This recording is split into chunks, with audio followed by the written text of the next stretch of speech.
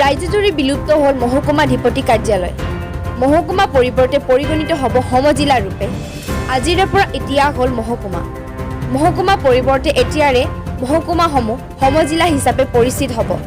অসমৰ প্ৰশাসনিক খণ্ডৰ নৱতম সংযোজন সমজিলা আয়ুক্ত কাৰ্যালয় সমগ্ৰ ৰাজ্যৰ লগতে মাৰ্ঘেৰিটাতো আজি শুভ উদ্বোধন কৰা হয়। মাৰ্ঘেৰিটাৰ বিধায়ক ভাস্কৰ শৰ্মাৰ উপস্থিতিত মাৰ্ঘেৰিটা সমজিলা কাৰ্যালয়ৰ শুভ উদ্বোধন কৰে অসম চৰকাৰৰ উদ্যোগ, বাণিজ্য আৰু ৰাজহুৱা প্ৰতিষ্ঠান, সাংস্কৃতিক পৰিক্ৰমা বিভাগৰ মন্ত্ৰী বিমল বৰাই।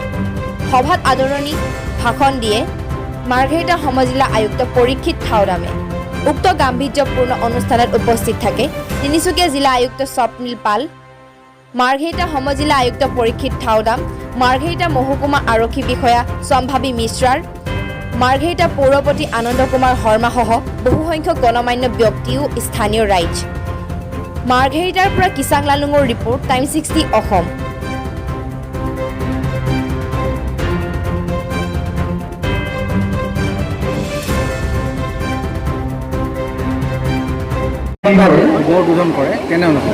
অসমৰ প্ৰশাসনিক এক সংস্কাৰৰ নাম সমজিলা, যাৰ জৰিয়তে জনসাধাৰণে একেবাৰে কাষৰ পৰা প্ৰশাসনিক ব্যৱস্থাটোৰ বিভিন্ন সেৱাসমূহ উপলব্ধ হ'বলৈ সক্ষম হ'ব।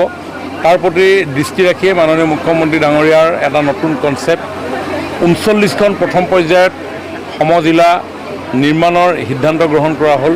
যিসমূহ পূৰ্বতে মহকুমা আছিল এইবিলাক আপগ্ৰেড কৰা হ'ল আৰু জিলাৰ পৰ্যায়ৰ এটা ইনষ্টিটিউশ্যনলৈকে উন্নীত কৰা হ'ল।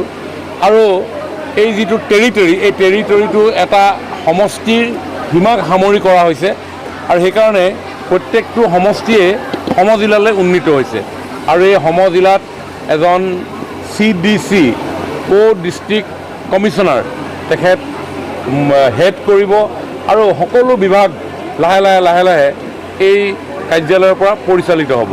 মই ভাবোঁ যে এই এনেধৰণৰ প্ৰশাসনিক সংস্কাৰে আমাৰ গণতন্ত্ৰৰ আটাইতকৈ যিটো অতি গুৰুত্বপূৰ্ণ যি এটা কথা আছে যে of the people, by the people, for the people, এই বাক্যটোক যেন আৰু ডেমক্ৰেচিৰ ওচৰলৈ লৈ যোৱাত সহায় কৰিব।